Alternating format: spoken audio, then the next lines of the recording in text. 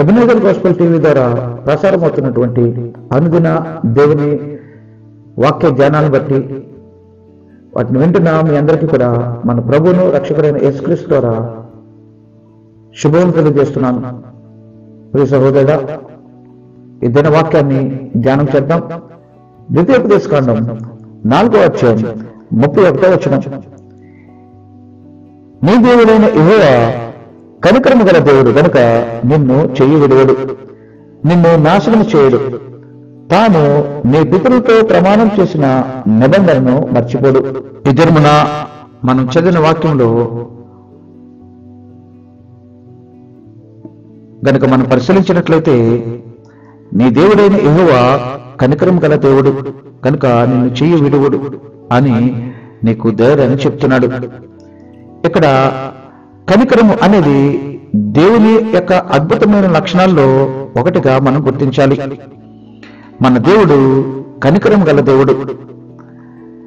దేవుని కనికరము సీనాయి పర్వతంపై మోషేకు ఉన్నతపరచబడింది.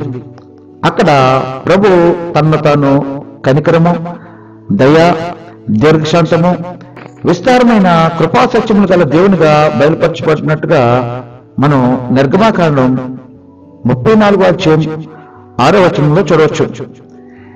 దేవుని వ్యక్తిత్వంలో కనికరం అనేది ఒక ప్రధానమైన భాగం. అసలు కనికరం అంటే ఏంటి?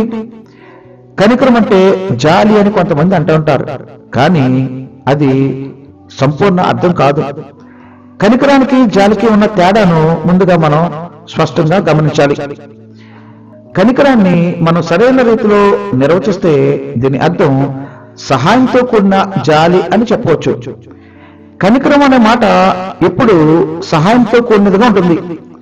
కనికరాన్ని మరియు సహాయాన్ని విడదీయలేరు. చాలా మంది జాలి పడతారు కానీ సహాయం చేయరు. కానీ కనికర పడిన వారు ఖచ్చితంగా సహాయం చేస్తారు. ప్రభువైన యేసుక్రీస్తు కనికరం గల దేవుడు. యేసు ప్రభు వారు అనేక చోట్ల కనికర పడినట్టుగా మనం చూడవచ్చు. ప్రభు కనికర పడిన ప్రతి సందర్భంలో ఏదో ఒక సహాయ కార్యక్రమాన్ని చేసి చూపించారు. పరిశుద్ధ గ్రంథముల నుండి కనికరం మరియు సహాయంలో ఈ రెండు ఎలా విడదీయలేని జతగా ముందుకు సాగాయో కొన్ని ఉదాహరణలు మనం చూద్దాం. మొదటిగా యేసుక్రీస్తు వారు నాయను విధవరాలిపై కనికరపడి సహాయం చేసింది విషయాన్ని మనం చూద్దాం. ఈ సందర్భం లూకా సువార్త 7వ అధ్యాయం 13 నుండి రాయబడి ఉంది. అక్కడ 7వ అధ్యాయం 13వ వచనంలో ప్రభు ఆమెను చూచి ఆమె యందు కనికరపడి అన్న విషయాన్ని మనం చదవచ్చు. కారణం, ఆ తల్లి పరిస్థితి బహు దుఃఖకరంగా ఉన్నది. ఎందుకనగా ఆమె విధవరాలు, పైగా ఆమెకు చనిపోయిన అతడొక్కడే కుమారుడు. ఆమె భర్త చనిపోయినప్పుడు తనకొక కుమారుడు ఉన్నందుకు ఆమె కొంత ఓదార్పు పొంది ఉండవచ్చు. అతని భవిష్యత్తు మీదనే ఆమె యొక్క సమస్త ఆశలన్నీ పెట్టుకుంది. అయితే ఇప్పుడు ఆమెకు ఓదార్చేవారు ఎవరూ లేరు. ఊరి జనులు అనేకులు ఆమె మీద జాలి చూపిస్తున్నారు, కానీ సహాయం చేసేవారు లేరు. అందుకే యేసుక్రీస్తు వారు ఆ స్త్రీని చూచినప్పుడు తీవ్ర విచారంతో ఆయన హృదయం నుండా కనికరము ఉప్పొంగింది. వెంటనే ఆమెకు సహాయం చేసి ఆమె ఒక్కగానొక్క కుమారుని బ్రతికించినట్టుగా మనం ఈ సందర్భంలో చూడవచ్చు. రెండవది, యేసుక్రీస్తు వారు రోగులపై కనికరపడి వారికి సహాయం చేసినట్టుగా మనం చూడవచ్చు. ఈ సందర్భాన్ని పరిశుద్ధ గ్రంథంలో మత్తయి సువార్త 14వ అధ్యాయం 14వ వచనంలో మనం చూడవచ్చు. ఆయన వచ్చి ఆ గొప్ప సమూహమును చూచి వారి మీద కనికరపడి వారిలో రోగులైన వారిని స్వస్థపరచెను అని రాయబడింది. రోగంతో బాధపడుతున్న వారిని చూచి యేసుక్రీస్తు వారు వారి మీద కనికరపడినట్టుగా ఈ వాక్యం మనకు తెలియజేస్తుంది. వెంటనే వారికి స్వస్థత అను సహాయం ఆయన చేసినట్టుగా మనం గ్రహించాలి. మరొక ఉదాహరణ కనుక మనం చూసినట్లయితే మత్తయి సువార్త 18వ అధ్యాయం 26వ వచనం నుండి కొన్ని వచనాలు మనం పరిశీలించినట్లయితే, 26వ వచనం, కాబట్టి ఆ దాసుడు అతని ఎదుట సాగిలపడి మొక్కి, నా ఎడల ఓర్చుకునుము, నీకు అంతయు చెల్లించదను చెప్పగా. 27వ వచనం, ఆ దాసుని యజమానుడు కనికరపడి వానిని విడిచిపెట్టి వారిని అప్పు క్షమించెను అని రాయబడింది. ఒక యజమానికి 10,000 తలాంతులు అనగా కొన్ని కోట్ల రూపాయలు అప్పు ఉన్న ఒక దాసుడు ఆ కోట్లాది రూపాయలు అప్పు తీర్చలేకపోయాడు. ఆ యజమానుడు ఆ దాసునితో అతను కలిగినదంతా అమ్మి బాకీ తీర్చాలని ఆజ్ఞ జారీ చేయగా, దాసుడు యజమాని ముందు సాష్టాంగ నమస్కారం చేసి మరికొంత సమయం ఇమ్మని వేడుకొనగా, యజమానుడు ఆ దాసుని ఎడల కనికరపడినట్టుగా మనం చూస్తున్నాం. వెంటనే ఆ దాసునికి సహాయంగా అతని కోట్లాది రూపాయల అప్పును మొత్తం రద్దు చేశాడు. ప్రియ సహోదరుడా, ప్రభు కనికరపడ్డాడంటే ఆ కనికరం ద్వారా మనకు ఒక సహాయం కలుగుతుందని ఈ వాక్యం ద్వారా మనం చూడవచ్చు. అదేవిధంగా మరొక ఉదాహరణని మనం పరిశీలిద్దాం. లూకా సువార్త 15వ అధ్యాయంలో కనుక మనం పరిశీలించినట్లయితే తప్పిపోయిన కుమారుడు యొక్క వృత్తాంతాన్ని మనం చూడవచ్చు.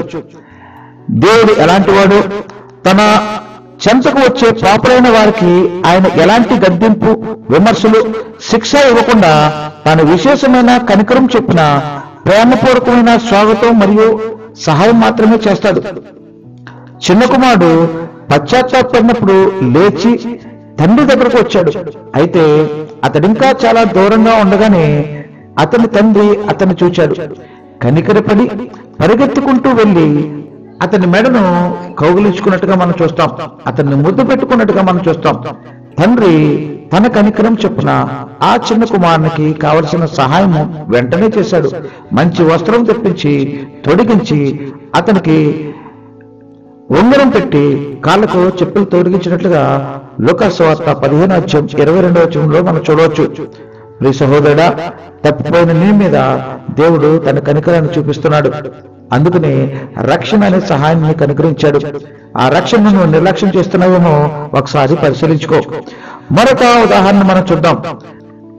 మత్తయి సువార్త 5వ అధ్యాయం 7వ వచనంలో మనం చూస్తే, కనికరం గలవారు ధన్యులు, వారు కనికరం పొందుదురు అని రాయబడింది.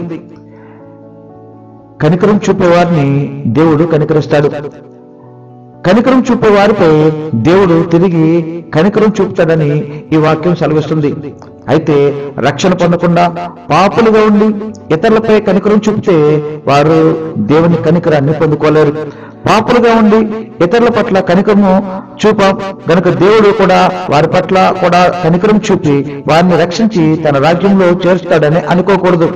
అయితే దేవుని కనికరం వల్ల రక్షణ, పాప విముక్తి అనుభవించిన వారు ఇతరుల పట్ల కనికరము చూపాలి. అలాంటి వారిని వారి జీవితకాలం అంతా దేవుడు ఆయన కనికరంతో మేము వెన్నంటే ఉంటుందని గ్రహించాలి. మరొక ఉదాహరణ కనుక మనం చూసినట్లయితే,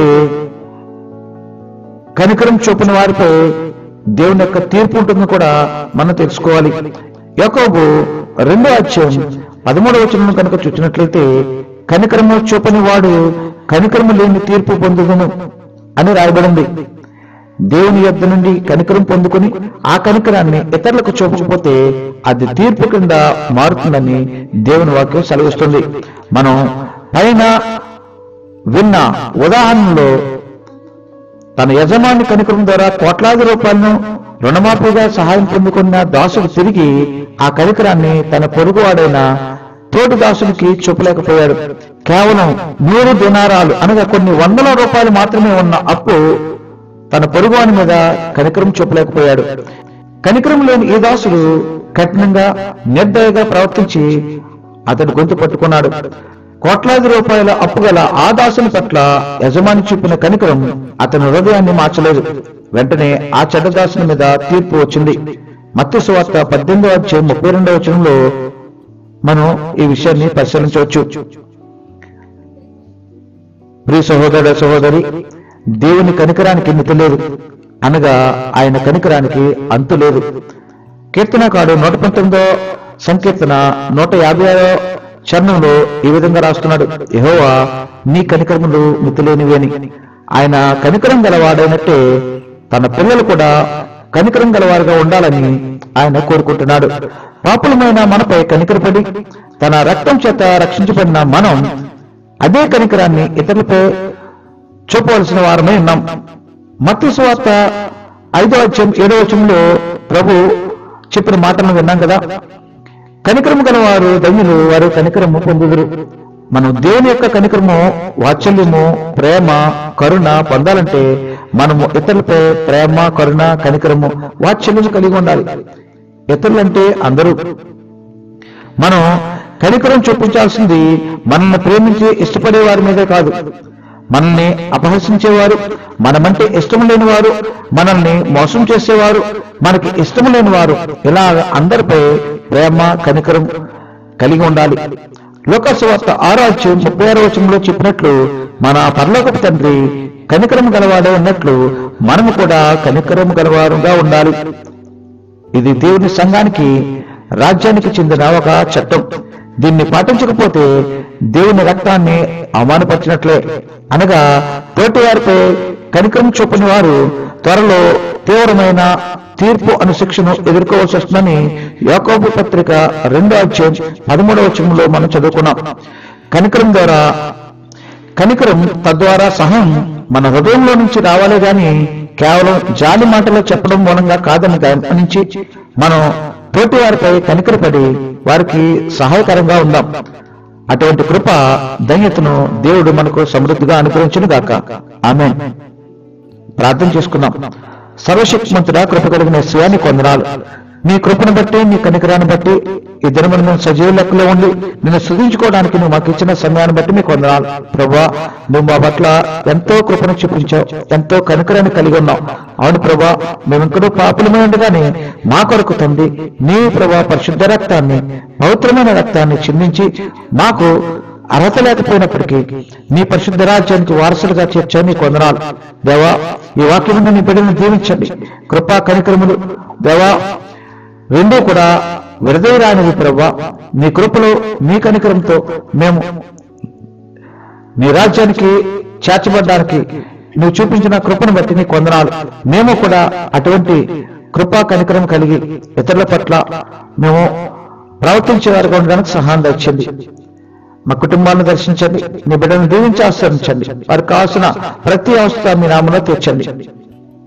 వారి ఉద్యోగంలోను, చదువుల్లోను, వ్యాపారాల్లోను, ప్రభా పనుల్లోనూ జయమును అనుగ్రహించండి. నీ కృపకు పాత్రలుగా ఉండడానికి సహాయం దయచేయండి. మీ రాజ్యవాసులుగా సిద్ధపరిచి మీ రాకల్లో ఎత్తబడే గుంపులో ఉండడానికి కృపను అనుగ్రహించమని మా ప్రభువును రక్షకుడైన యేసుక్రీస్తు ద్వారా వేడుకుంటున్నాం తండ్రి. ఆమేన్.